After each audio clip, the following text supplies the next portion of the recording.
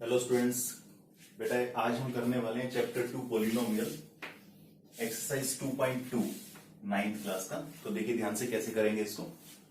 ये कहते हैं find the values of polynomial this. ये एक पॉलिनोमियल दिया हुआ है at X equal to 0, at X equal to -1 and at X equal to 2। तो देखिए ध्यान से कैसे हम इसको सोल्व करने वाले हैं। देखिए अगर मैं पॉलिनोमियल देखूं तो पॉलिनोमियल दिया हुआ है polynomial with variable x 5x minus 4x square plus 3। अब ये कहते हैं first part at x equal to 0। That means जहां पर भी आपके पास x लिखा हुआ है वहां पर आपने 0 लिखना है, यानी कि पॉलिनोमियल विद वेरिएबल x की जगह आपने लिख दिया 0। तो यहां पर आ जाएगा 5 इंटू 0, इस x के प्लेस पर भी 4 into 0 square plus 3, 5 into 0 0, 4 into 0 का स्क्वायर 0 प्लस 3। दैट मीन्स आपके पास आ गया पॉलिनोमियल जहां पर x की वैल्यू अगर 0 हो जाएगी तो उसकी वैल्यू आ रही है 3, राइट।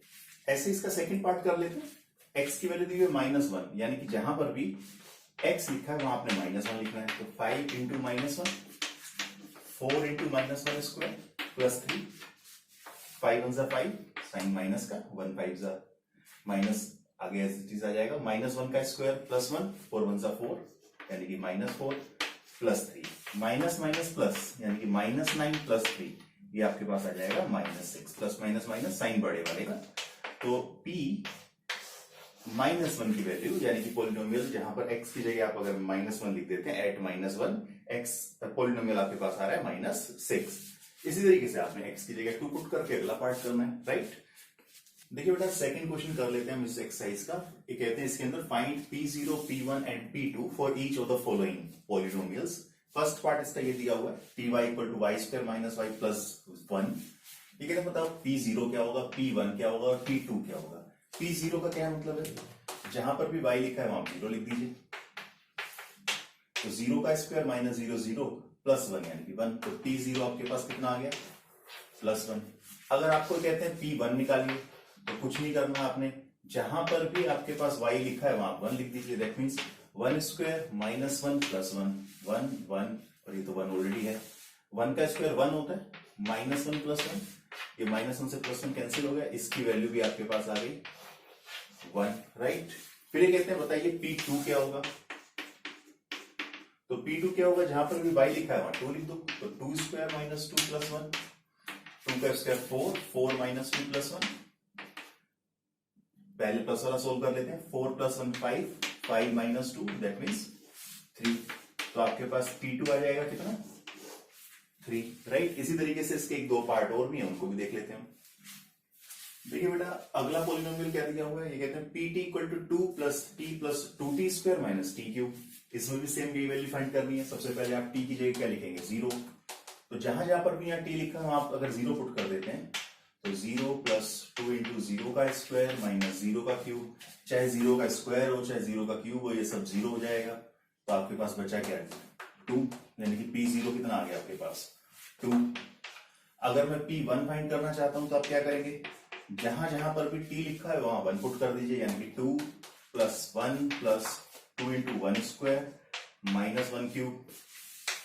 तो 2 प्लस 1 ये तो आपके पास हो गया 3, 1 का स्क्वायर 1, 1 इंटू 2 2 माइनस 1 1 क्यूब 1 ही रहता है।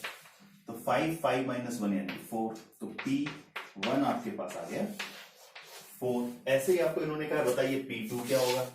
तो जहां पर भी आपके पास p लिखा है वहां आप 2 लिख दीजिए। तो आपके पास आ गया 2 प्लस 2 प्लस 2 इंटू 2 का स्क्वायर माइनस 2 क्यूब। तो ये आपके पास क्या बनने वाला है 2 प्लस 2 4, 2 का स्क्वायर 4, 4 2 8 माइनस 8, माइनस 8 से प्लस 8 कैंसिल हो गया 4, यानी कि p2 की आपकी वैल्यू क्या आ गई बेटा +4। इसी तरीके से इसके बाकी दो पार्ट आपने करने हैं, ठीक है जी। देखो बेटा third question, verify whether the following are the zeros of the polynomials. ये पॉलिनोमियल्स कुछ दिए हैं हमें, कुछ पार्ट इसमें दिए हुए हैं। इंडिकेटिंग अगेंस्ट देम, उनके सामने कुछ x की वैल्यू दी हुई है, हमें बताना है कि क्या ये x की वैल्यू इसका 0 है या नहीं है। तो देखिए ध्यान से कैसे इसको वेरीफाई करते हैं। हम क्या करेंगे, पुट करते हैं, put x is equal to -1/3। जहां पर भी आपके पास x लिखा हुआ है वहां आप -1/3 पुट कर दीजिए और वेरीफाई कीजिए कि क्या आंसर आपके पास आ रहा है। तो देखिए यहां मैंने x की जगह -1/3 लिखा, 3 से 3 कैंसिल हो गया, आपके पास ओवरऑल आपके पास यहां आ गया -1 + 1 यानी कि 0। p -1/3 इक्वल आ रहा है 0 के, राइट। यानी कि इस x की -1/3 वैल्यू इस पॉलिनोमियल में रखने के बाद आपके पास आंसर अगर 0 आ जाता है तो आप क्या कहेंगे, therefore x = -1/3 is a 0 of given polynomial. ये इसका पॉलिनोमियल का 0 है। अगर यहां पर 0 नहीं आता आंसर, अगर यहां पर इस वैल्यू को पुट करने के बाद फाइनली आंसर 0 नहीं आता तो हम कहते हैं कि ये इसका 0 नहीं है। ठीक है जी, इसको नोट कर। देखिए बेटा सेकंड पार्ट इसमें क्या कहते हैं, ये कहते हैं px = 5x - पाई, पाई की वैल्यू 22/7 या 3.14 कुछ भी यूज कर सकते हैं। और ये दिया हुआ 4/5। तो देखिए ध्यान से, एट x = 4/5, अगर आप 4/5 पुट कर देते हैं x के प्लेस पर तो आपके पास आ रहा है 5 × 4/5 माइनस पाई, 5 से 5 कैंसिल हो गया, 4 - पाई, तो 4 - 22/7, राइट। अगर आप एलसीएम लेके इसको सोल्व करते देते हैं तो मुझे लगता है 0 तो नहीं आ रहा है। आप अगर देख पाए तो 7 आपने एलसीएम लिया यहां पर, तो 7 × 4 = 28 - 22 यानी कि 6/7। तो p 4/5 इक्वल नहीं है 0 के, 0 के इक्वल नहीं आया है। अगर ये 0 के इक्वल नहीं आएगा तो बेटा क्या होगा, ये इसका 0 इस पॉलिनोमियल का 0 नहीं है। Therefore 4/5 is not a 0 of given polynomial। इसी तरीके से आप बाकी पार्ट आप कर सकते हैं, राइट। देखिए बेटा इसका एक पार्ट और हम कर रहे हैं, 6th पार्ट हम करके देख रहे हैं। ये कहते हैं px = lx + m where x = -m/l। तो आप क्या करेंगे, एट x = -m/l, यानी कि जहां पर भी x लिखा है वहां -m/l लिख देते हैं। तो ये आ गया आपके पास -m/l is equal to l multiply -m/l plus m। इस l से l कैंसिल हो गया, राइट। आपके पास बचा -m plus m। -m plus m क्या होगा, 0। यानी आपके पास आ रहा है p -m/l is equal to 0, therefore -m/l is a 0 of given polynomial, right। ये बात आपको समझ में आ गई होगी, इसको आप नोट कर लीजिए। फिर एक पार्ट और देख लेते हैं हम यहाँ का इसका। देखिए बेटा एक पार्ट और है इस क्वेश्चन का हमारे पास, ये मैं इसलिए करवा रहा हूं क्योंकि यहाँ पर √3 की फॉर्म में दिया हुआ है और थोड़ा सोल्व करने में शायद आप इसको डिफिकल्टी फील कर सकते हैं।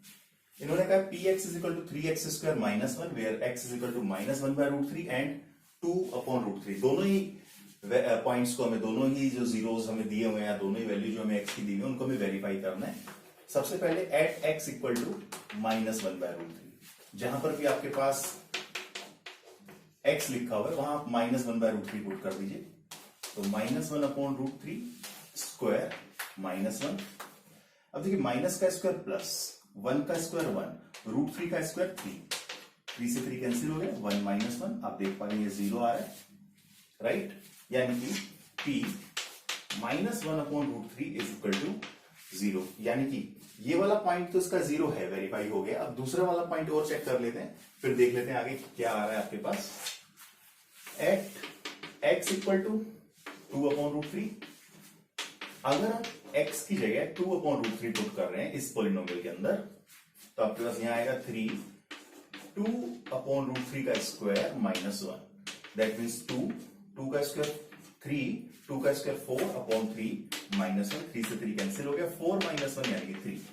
अब यहां पर ये इक्वल टू 0 नहीं आ रहा, 3 आ रहा है, 0 नहीं आ रहा। यानी कि ये वाला जो x की वैल्यू है इस पॉलिनोमियल की 0 नहीं है, जबकि ये इसका पॉलिनोमियल का 0 है। तो हम लिख देते हैं यहां पर, therefore -1/√3 is a 0 of given polynomial, whereas 2/√3 is not a 0 of given polynomial, right. इसको आप नोट कर लीजिए, इसके बाद हम नेक्स्ट क्वेश्चन करने वाले हैं। देखिए बेटा, ये लास्ट क्वेश्चन है इस एक्सरसाइज का। Find the zeros of the polynomial in each of the following cases. नीचे कुछ केस दिए हुए हैं, फर्स्ट पॉलिनोमियल, सेकंड, थर्ड, और भी दिए हुए हैं, वो आप खुद कीजिएगा। मैं ये 3 पार्ट आपको करवा रहा हूं। कहते हैं इसके जीरोस फाइंड कीजिए। तो कैसे फाइंड करेंगे? देखिए 4 जीरोस का क्या मतलब है? वो वैल्यू यहां अगर पुट कर दे तो आंसर 0 आता है, यानी कि px इक्वल टू 0 होना चाहिए। तो x प्लस 5, x की वो वैल्यू निकालनी है जो यहां पुट करने पर आंसर 0 आएगा। तो मैंने क्या किया, x प्लस 5 इक्वल टू 0 रखा, तो x की वैल्यू आ गई -5। ये आपका आंसर है। अब हम वेरीफाई कैसे करेंगे? अगर मान लीजिए करने को है कि भाई इसका 0 है भी या नहीं है, तो आप क्या करेंगे, इसकी जगह -5 लिख दीजिए, इसकी जगह +5, तो आपके पास क्या आ रहा है? 0। कब? जब x की वैल्यू आप -5 लिख रहे हैं। इसका मतलब -5 is the zero of given polynomial. ये आपका आंसर हो गया। इसको अगर चेक करना है तो फिर इसके लिए भी क्या करेंगे, 4 जीरोस, px इक्वल टू 0, यानी कि 3x इज इक्वल टू 0। अब 3 तो यहां मल्टीप्लाई हो रहा है, उधर जाकर क्या होगा, डिवाइड। तो अगर 0 से डिवाइड कर भी देंगे तो आपके पास क्या आएगा, 0 को डिवाइड अगर हम 3 से कर भी देंगे तो आपके पास आंसर फाइनली क्या आएगा, 0। यानी कि x की वैल्यू आपके पास क्या आ गई, 0। यानी कि इसका 0 जो है वो 0 खुद ही है। ये वाला 0 वैल्यू जो है इस पॉलिनोमियल की 0 हो जाएगी। लास्ट पार्ट इन्होंने कहा है px is equal to cx plus d, where c is not equal to 0 and c and d are the real number. सबसे पहली बात, c 0 नहीं होना चाहिए। अगर 0 हो जाएगा तो बेटा x की वैल्यू नहीं आएगी। अगर इस c की जगह आप 0 लिख देते हो तो 0x प्लस d, तो केवल d बच गया। तो x की वैल्यू फाइंड कैसे करोगे, x तो है ही नहीं फिर। तो c की वैल्यू 0 नहीं है। इसके अलावा c और d दोनों रियल नंबर है। कोई नंबर है 2, 4, 5, 7, -1, 2, कुछ भी। तो आप क्या करेंगे, सेम ऐसे ही जैसे अभी तक करते आ रहे हैं, 4 zeros, px is equal to 0, यानी कि cx plus d equal to 0। ठीक है जी। तो cx is equal to -d, d उधर जाएगा, तो x की वैल्यू आपके पास आ गई -d/c। इसी तरीके से बाकी पार्ट भी आप इस क्वेश्चन के कर लीजिए।